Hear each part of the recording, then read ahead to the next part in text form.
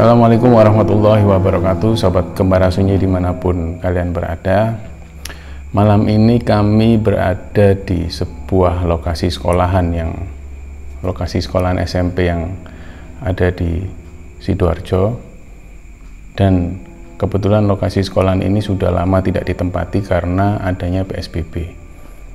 Di samping itu juga sekolahan ini memang terkenal sekali dengan keangkerannya, jadi banyak sekali kejadian-kejadian kesurupan yang terjadi di sekolah ini. Kami sekarang mengambil lokasi yang ada di belakang sendiri, di mana kelas ini yang sering sekali terjadi penampakan ataupun kesurupan. Jadi sebelum melakukan syuting ini, kami sempat mengalami beberapa keganjilan dan alhamdulillah sudah bisa diatasi. Kenapa kami memilih lokasi syuting di sekolahan yang angker ini? Karena cerita yang mau kami tayangkan ini, yang mau kami ceritakan ini berhubungan dengan kesurupan di sebuah sekolahan. Gimana ceritanya? Ikutin terus Kembara Sunyi.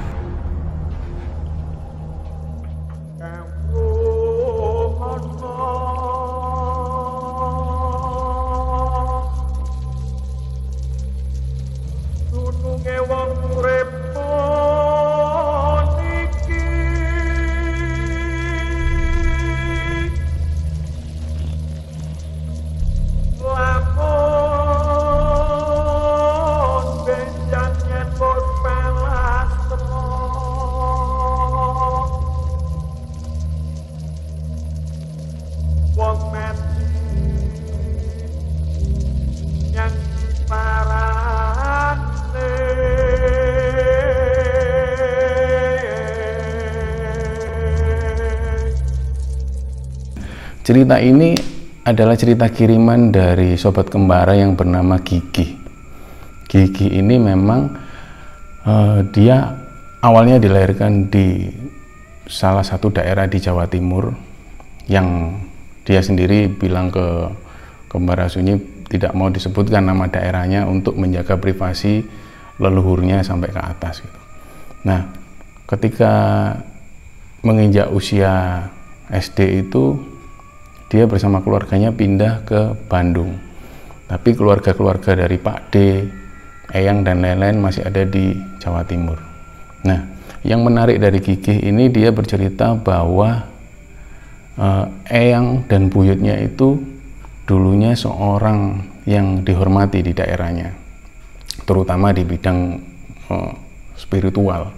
Jadi kakek buyutnya itu punya nama di sebuah perguruan kanuragan, ilmu kanuragan atau yang ilmu kebatinan dan semacamnya itu, yang sangat dihormati.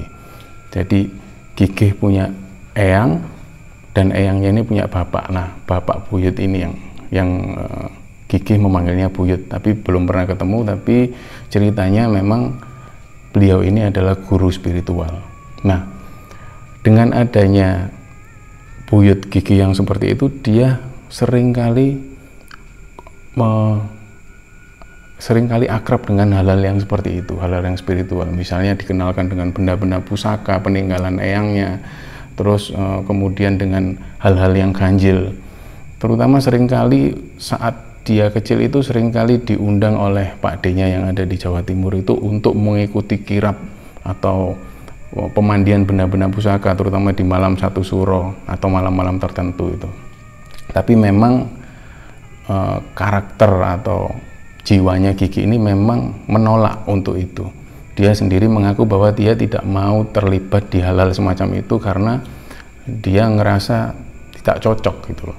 Tapi memang di antara cucu-cucu atau cicit-cicitnya Eyang ini, hanya Gigi yang menolak untuk itu. Suatu kali Gigi ini mendapat sebuah warisan, yaitu 2 benda pusaka peninggalan dari eyangnya yang dititipkan kepada Pak D-nya Gigi yang ada di Jawa Timur, untuk kemudian diserahkan Gigi yang ada di Bandung.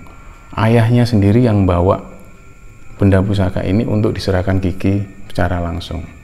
Ketika sampai di Bandung, di rumah di mana Gigi tinggal itu, benda pusaka ini diserahkan ke Gigi. Jadi ayahnya bilang, "Le, iki ono warisan teko buyutmu dititipno pakdemu, rencananya arep dikekno awakmu. Iki ono 2 benda itu seperti keris kecil dan satu lagi seperti benda pusaka lainnya gitu ya. Itu dibungkus dengan kain kafan yang berisi wewangian gitu. Tapi saat itu Gigi bilang, enggak Pak, saya enggak mau gitu-gitulah. Pokoknya saya enggak percaya gitu-gitu dan saya enggak mau membawa benda-benda pusaka semacam itu. Nah, bapaknya tetap bersikuku bahwa loh ini warisan kok, ya kamu harus terima. Semua saudara-saudaramu ini sudah dikasih sendiri-sendiri. Tapi Gigi tetap ngomong, enggak, aku enggak mau pokoknya. Apapun caranya bapak ngasih aku tetap nggak mau. Jadi ketika bapaknya bermalam di Bandung itu, benda pusaka itu ditaruh di atas lemarinya Gigi. Harapan bapaknya supaya keesokan harinya Gigi berubah pikiran dan benda pusaka itu bisa diambil. Ternyata di hari berikutnya, ketika bapaknya mau mencari benda pusaka di atas lemari itu, ternyata benda pusaka itu tidak ada, hilang gitu aja. Dan ketika Gigi ditanya, "Dole, ning di gamane aku mau." Gaman itu sebutan lain untuk pusaka. "Di mana pusakanya? Kamu ambil?" Gigi bilang, "Enggak, aku sama sekali enggak tahu bapak naruh di mana, aku enggak tahu. Bapak naruh di atas lemari." "Enggak ada Pak, saya enggak ambil, wong aku enggak suka gitu. Aku enggak suka benda-benda gitu, aku kan sudah bilang dari awal." Nah, ketika bapaknya mengalami kebingungan seperti itu, telepon masuk dari Pak D-nya yang ada di Jawa Timur. Pak D-nya mengabarkan bahwa loh, iki kok benda pusakane kok balik ning kene gitu loh. Jadi benda pusaka yang tadinya dibawa ayahnya Gigi ke Bandung itu, ketika Gigi menolak itu ternyata benda pusakanya ada kembali di rumah Eyang itu tadi, di rumah yang ditempati Pak D itu tadi. Nah, kejadian itu masih melekat pada Gigi bahwa sampai detik itu dia menolak itu. Nah, dia bercerita bahwa memang pada waktu dia masih kecil itu ibunya sering cerita bahwa Gigi itu seringkali berbeda dengan teman-teman yang lain. Ketika waktu kecil kalau anak-anak bermain di depan halaman rumah dengan teman-temannya, tapi Gigi itu memilih bermain dengan teman imajinernya yang kata ibunya itu, "Kamu dulu itu waktu kecil nak, kamu itu sering main sendiri, sering ngomong sendiri." "Loh, sama siapa Bu?" "Ya nggak tahu, kamu itu kayak punya teman sendiri gitu loh." Itu yang dialami Gigi, tapi Gigi nggak ingat kejadian itu. Tapi ibunya yang berusaha mengingatkan bahwa ketika kecil dia sering kali mainan dengan seorang teman imajiner itu, yang teman gaibnya dia gitu. Nah, kejadian itu terus melekat pada Gigi. Jadi seringkali dia didatengin sosok yang besar gitu. Bahkan seringkali dalam mimpi itu dia didatengin leluhurnya ini, yang guru spiritual itu datang bahwa, "Le, aku Eyang ini sudah mewariskan pusaka ke kamu, kenapa kok kamu tolak?" gitu. Dalam mimpinya Gigi berkata bahwa pokoknya aku enggak mau gitu-gitu Eyang, aku kepingin apa adanya. Dan aku enggak terlalu suka benda-benda pusaka semacam itu. Jadi dalam mimpinya seperti itu. Menginjak kelas SMA, Gigi itu mengikuti ekstrakurikuler semacam ekstrakurikuler bela diri, yang dimana di situ juga diajarkan ilmu kanuragan, juga ilmu tenaga dalam. Nah, di situ kemampuan Gigi ini semakin terasa. Seringkali ketika sekolahnya dia yang SMA itu, seringkali kejadian kesurupan karena di belakang kelas yang paling belakang itu, di belakang persis itu ada semacam danau rawa-rawa itu, dimana di situ ada pohon beringin. Disitulah banyak makhluk-makhluk gaib yang sering mengganggu gitu. Jadi hampir 2 hari sekali itu di sekolahnya sering terjadi kesurupan gitu loh. Nah, pada saat Gigi mengikuti ekstrakurikuler bela diri dan dia mempelajari ilmu kanuragan dan kebatinan itu, dia semakin terasa untuk kemampuannya menyembuhkan orang-orang yang kesurupan gitu. Jadi seringkali ketika ada anak yang kesurupan di UKS, dia dipanggil oleh guru untuk menyembuhkan anak yang kesurupan itu. Nah, suatu kali ketika Gigi SMA itu, kejadian kesurupan ini semakin sering terjadi dan Gigi juga semakin terlatih untuk menyembuhkan orang yang kesurupan gitu. di satu malam itu dia tidur dan dia bermimpi dia ada di sebuah lembah yang besar gitu kan, yang kanan kirinya pohon-pohon besar gitu, tapi di tengah ada telaga yang cantik gitu. Kejadiannya malam hari, terus rembulan itu bersinar terang waktu itu. Pokoknya malam itu yang begitu cantiknya, dia itu melihat dari kejauhan ada seorang putri berpenampilan dari kerajaan gitu. Dari kejauhan dia semakin mendekat, tapi jalannya tidak seperti manusia. Dia itu jalannya seperti lenggak-lenggok gitu kan. Semakin mendekat, Gigi baru paham bahwa yang dilihat ini adalah putri, penampilan cantik seorang putri raja dengan badan ular yang besar gitu. Dia meliuk-liuk gitu jalannya. Dia mendekati Gigi, semakin dekat ke depan arah wajahnya itu, putri yang berbadan ular ini berubah menjadi putri cantik yang seperti penampilan dari orang-orang kerajaan gitu. Jadi sambil dengan perhiasan-perhiasan emas gitu. Dia menghampiri dan dia mengenalkan diri bahwa, Mas Gigi, nama saya Ratih. Saya ditugasin Eyang untuk jaga Mas Gigi gitu. Mau ndak mau Mas Gigi tak temenin selama ini, nanti sampai kapanpun tak temenin. Ini sudah dawuhnya Eyang jenengan gitu. Nah, dari situ Gigi tiba-tiba terbangun karena adanya adzan subuh waktu itu. Dia berbangun terus, paling cuman mimpi gitu. Tapi anehnya ketika setelah kejadian itu, Gigi ini seringkali merasa bahwa putri ini yang namanya Ratih ini seringkali datang di sela-sela waktunya ketika dia belajar di depan meja belajar sambil ada lampu penerangan kecil itu. Ini seolah si Ratih ini jaga di sampingnya gitu, sambil senyum-senyum gitu. Kadang juga njailin si Gigi dengan niup di bagian telinga gitu. Terus ketika Gigi noleh itu kadang terlihat sekilas gitu dia lewat gitu. Nah, kenapa Gigi yakin bahwa si Ratih ini seringkali menemani dia? Suatu kali dia ada acara bepergian sekolah di suatu tempat yang terkenal angker gitu. Ini seolah-olah ini Ratih ini menemani Gigi dari samping itu. Jadi dia seolah-olah menunjukkan bahwa udah nggak usah takut, ada aku gitu. Jadi di tempat-tempat angker dia seringkali menemani gitu. Nah, itu yang dirasakan Gigi bahwa ini kenapa sih ngikut aku? Sebenarnya pada dasarnya Gigi sendiri ini nggak mau ada yang ngikut-ngikut dia atau ada pendampingnya, dia nggak mau semacam itu gitu loh. Sampai dia itu pernah berdoa bahwa dia berdoa, kalau ya Allah aku nggak pengen ada pendamping-pendamping seperti ini, tolong ya Allah, aku nggak pengen sekali. Memang seringkali banyak membantu.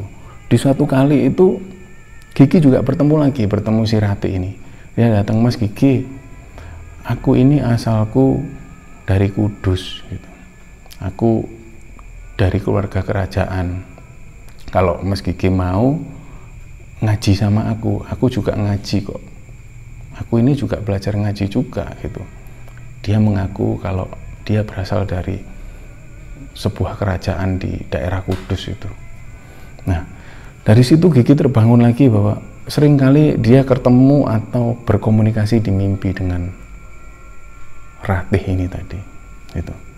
Nah, satu saat ketika sekolahnya mengadakan acara kesenian atau pentas seni itu, ada perwakilan dari setiap kelas yang ditunjuk untuk menjadi panitia, dan kebetulan Gigi ini juga menjadi salah satu panitia di situ.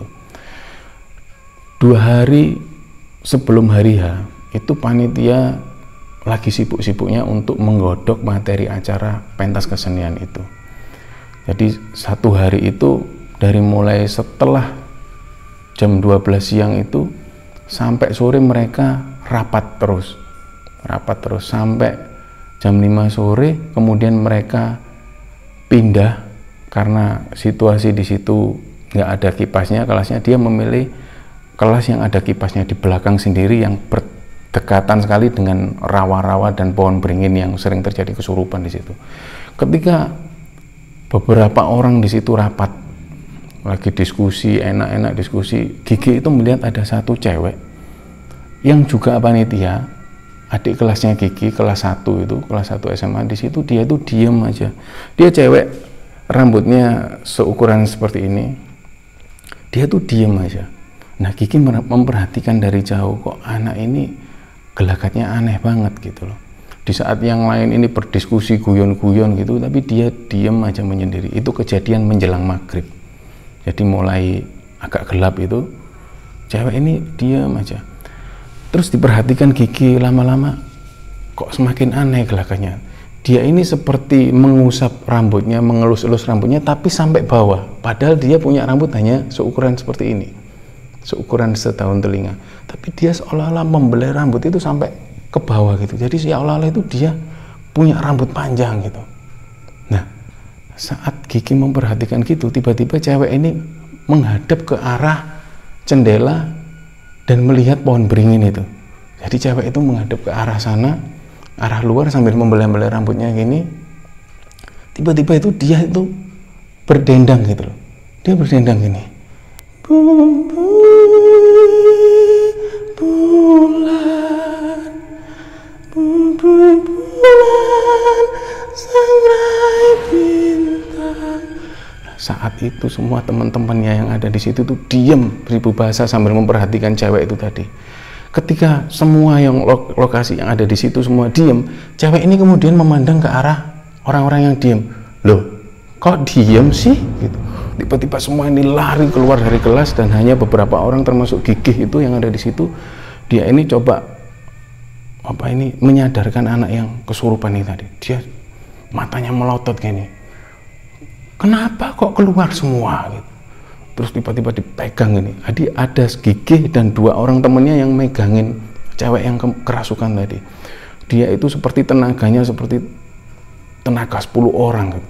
Jadi dipegangin mental semua gitu. Sampai suatu ketika itu Gigih membacakan ayat-ayat ruqyah dan sambil ditunjuk mukanya itu sambil dia melotot-lotot. Begitu ditunjuk terus tiba-tiba dia pingsan.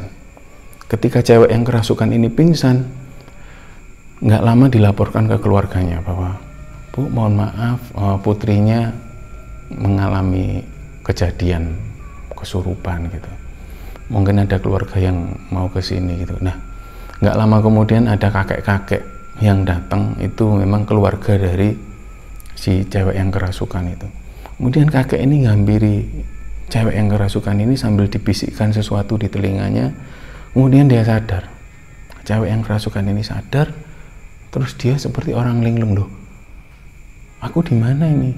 Udah, ini kamu tadi habis pingsan. Udah, kamu pulang ya gitu. Jadi diantar pulang. Nah, keesokan harinya ketika pentas mau berlangsung, beberapa jam pentas mau berlangsung, semua panitia berkumpul gitu. Nah, Gigi masuk di dalam satu ruangan itu di mana semua banyak panitia-panitia yang berkumpul di situ, termasuk cewek yang kesurupan 2 hari kemarin. Dilihatnya cewek itu, terus tiba-tiba cewek yang kapan hari kesurupan itu nyamperin Gigi. Dia bilang, Mas Gigi, makasih ya Mas, udah bantuin aku kemarin kesurupan. Nah, Gigi kan heran, loh, dia kan kesurupan kok tahu kalau aku yang aku yang berusaha menyembuhkan gitu. Akhirnya cewek ini cerita, Mas, waktu aku di belakang di pojok sendiri itu tiba-tiba aku itu ngelihat di arah pohon beringin itu ada makhluk besar gitu kan. Dia itu ngelambaikan tangannya kayak manggil aku gitu loh Mas.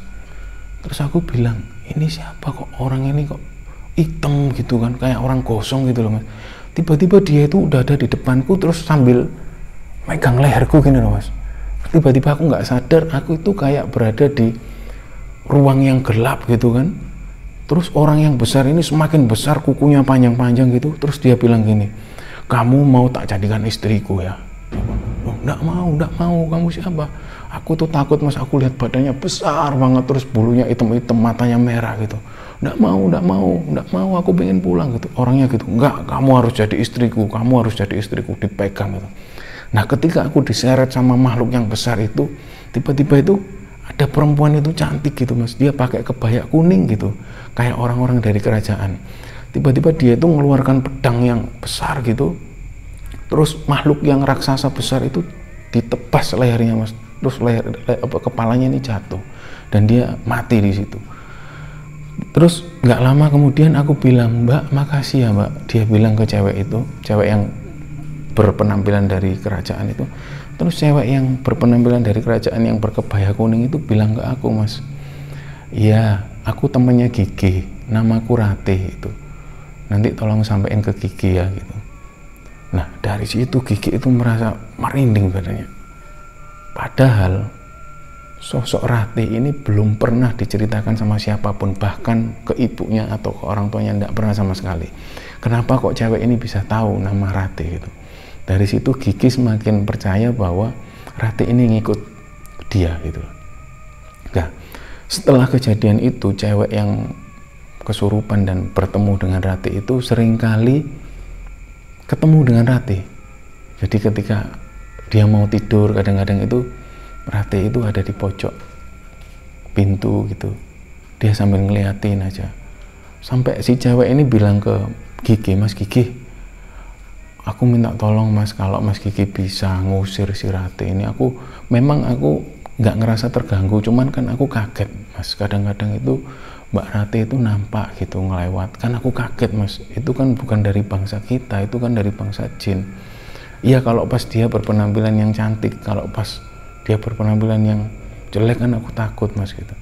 Nah cuman si Gigi bilang, udah nggak apa-apa, emang dia itu suka gitu kok, dia itu suka usil kok gitu. Oh ya wes Mas gitu. Nah kejadian itu berlalu dan Gigi menginjak di bangku kuliah. Jadi Gigi berkuliah di Jogja waktu itu, dan satu kali itu si Gigi ini entah kenapa dia itu kangen sekali dengan kampung halamannya yang ada di Jawa Timur itu, di satu daerah di rumah buyutnya itu. Nggak tahu kenapa dia itu kangen banget dengan rumah buyutnya itu, padahal di belakang-belakangnya itu dia nggak pernah sekali untuk kangen dengan kampung halamannya di Jawa Timur itu. Tapi kali itu dia itu ngerasa kangen banget, pengen banget gitu sowan ke sana gitu. Nah malam itu dia putuskan untuk naik motor dari Jogja ke daerah yang dimaksud itu, ke rumah eyangnya, ke rumah buyutnya itu. Dia naik motor malam-malam itu. Ketika Gigi ini memasuki wilayah hutan-hutan yang kata orang itu di daerah situ itu Alas Ketonggo namanya. Begitu dia masuk hutan itu tiba-tiba bis yang biasanya bis malam lewat, terus ada mobil lewat, itu tiba-tiba senyap, nggak ada yang lewat sama sekali. Dia seorang diri di tengah hutan yang lebat malam-malam itu, tiba-tiba lampunya sepeda motornya dia itu mati, cek gitu, udah mati. Terus dia nggak pernah punya pikiran apapun untuk berhenti, dia tetap untuk kencang motornya. Wis nggak urus, aku harus tetap jalan daripada nanti di sini ada apa-apa. Dia tetap melajukan motornya gitu. Tiba-tiba pada saat dia melaju dengan kondisi lampu motornya mati itu, ada sosok Ratih itu yang terbang di sebelahnya dia itu. Dia pakai kebaya yang dengan selendang yang merambai-rambai gitu. Dia sambil noleh gini, sambil senyum ke Gigi, Mas Gigi gitu. Gigi awalnya kaget tapi ngelihat, oh ini Ratih ini. Jadi seolah-olah ngawal, Ratih ini mengawal Gigi yang motornya lampunya mati itu, sampai dia tiba di satu keramaian gitu. Tiba-tiba Ratih ini menghilang lagi, dan motor yang lampunya mati awalnya dipukul-pukul, prak prak prak, nyala lagi gitu. Nah, sampailah dia di rumah buyutnya itu. Entah kenapa, apa yang membuat dia itu, si Gigi ini datang ke rumah buyutnya itu gitu loh. Di situ dia diem seorang diri. Terus dia bilang ke Pak D-nya, yang kebetulan Pak D-nya tinggal di rumah itu. Dia bilang, Pak D, aku itu sebenarnya itu nggak seneng kok dikasih benda-benda pusaka atau ada yang jaga aku. Aku itu ada yang ngaku cewek namanya Ratih itu jaga aku, katanya dari Mbak Buyut gitu loh. Aku sih nggak terganggu, cuman aku nggak suka aja kayak gitu-gitu gitu. Nah Pak D-nya bilang, seharusnya kamu itu ya bersyukur loh ya. Itu kan pemberian dari buyutmu, sengaja untuk kamu, jaga kamu Kalau kamu nggak suka, ya kamu berarti menyanyiakan pemberian dari buyutmu. Tapi aku nggak suka gitu-gitu, Pak De. Kapan hari ayah ngasih benda pusaka itu juga tak tolak gitu loh. Terus pokoknya aku nggak suka gitu-gitu, aku nggak mau gitu. Nah, malam itu Gigi tidur di situ, dia ngimpi ketemu buyutnya ini, buyutnya yang sudah lama nggak ada. Dia ngimpi ketemu, terus dia bilang, G, nek kowe ora gelem ngene-ngene ya wis rapopo. Cuman nek kowe suatu saat butuh iki gawenan. Buyutnya bilang gitu. Terus dia bilang, maksudnya apa? Bilang gini. Akhirnya itu besoknya ketika Pak D dan anak-anaknya ngumpul di situ, ada yang bersihkan keris, ada yang bersihkan benda-benda pusaka di situ. Terus ada salah satu anak dari Pak D-nya itu yang seperti memamerkan kerisnya yang ada di situ. Jadi keris ini bisa berdiri sendiri gitu kan. Gigi itu dari kamar mandi melihat dari jauh itu saling membicarakan keris yang bisa berdiri sendiri. Oh kan, sakti kan kerisku kan. Iki sing nunggoni iki wis umure wis ratusan tahun. Ketika Gigi mengetahui hal itu, dia itu tiba-tiba menghampiri kumpulan orang-orang itu. Tiba-tiba Gigi itu menendang kerisnya yang lagi berdiri itu. Wah, opo iki? Gak ono ngene-ngene. Ini bukan ada yang ngisi, Pak D. Ini karena teknologi keris ini yang canggih. Keris ini dibentuk atau dibikin dari material-material yang canggih. Ada campuran ini, jadi bukan masalah goibnya. Ini memang nenek moyang kita terdahulu ini yang canggih. Nah, dari situ kan Pak D-nya marah sama Gigi. Wah, kau niku emangnya gak percaya ngene-ngene. Ya aku gak percaya gini, ini teknologi. Ini bukan masalah gaib gitu. Nah, pada saat itu sorenya Gigi pulang karena dia ngerasa wis gak ada manfaatnya di sini. Dia pulang kembali ke Jogja waktu kuliah. Terus suatu malam itu dia ketika pulang ke Bandung, waktu liburan kuliah dia pulang ke Bandung, dia bermimpi kalau dia ketemu dengan buyutnya lagi. Jadi buyutnya itu datang terus tiba-tiba gandeng neneknya. Jadi neneknya Gigi yang masih hidup yang ada di Jawa Timur itu digandeng, terus buyutnya bilang, Le, buyut melu aku ya. Jadi wis buyut mulai saiki melu aku gitu. Begitu Gigi ngelihat itu, neneknya itu seperti naik ke kereta kencana yang besar dan bagus gitu, ditarik dengan 6 kuda yang putih-putih gitu. Kemudian berangkat keliling dan pergi gitu. Ketika bangun nggak lama, selang beberapa menit itu tiba-tiba ada telepon dari rumah itu. Ada telepon yang mengabarkan bahwa neneknya yang ada Jawa Timur itu lagi sakit keras gitu. Dan semua keluarga anak-anaknya itu dipanggil untuk pulang ke Jawa Timur. Pagi itu juga satu keluarga yang Gigi yang ada di Bandung itu meluncur ke Jawa Timur. Ketika sampai di Jawa Timur, buyutnya itu sudah terkapar yang lemes, yang nggak sadar gitu. Besoknya ada kabar bahwa neneknya sudah meninggal. Dari situ Gigi merasa, aku itu kayak ada firasat bahwa itu mungkin firasat bahwa nenekku akan meninggal. Nah, kembali lagi ke cerita Ratih, bahwa Ratih itu seringkali masih hadir di kehidupan Gigi. Bahkan ketika Gigi sudah berumah tangga dan sudah punya anak. Suatu kali ketika anaknya Gigi ini usia 4 tahun, itu tiba-tiba anaknya Gigi itu main-main ke depan dan dia itu melihat ke arah pintu. Ya itu tante Ju kuning, cantik ya, suruh masuk gitu. Nah, istrinya Gigi itu bingung. Ya, ngomong apa sih dia? Nah, Gigi yang tahu bahwa oh itu Ratih gitu. Oh ya nak, suruh masuk gitu. Nah, Gigi itu merasa bahwa oh ini Ratih gitu. Jadi Ratih itu masih ngikut Gigi bahkan sampai hari ini mungkin. Nah, tapi Gigi merasa bahwa dia tidak mengganggu gitu loh. Yang unik adalah ketika Gigi bercerita pada email itu, Mas, tapi nuwun sewu sebelumnya, saya cerita ke Kembar Rasuni ini untuk sharing sebenarnya. Dan seringkali ketika aku bercerita tentang Ratih, itu seringkali dia jahil loh mas. Dia itu kadang waktu aku cerita gitu, suatu kali aku waktu zaman kuliah di Jogja itu aku pernah cerita tentang Ratih ke temanku kuliah.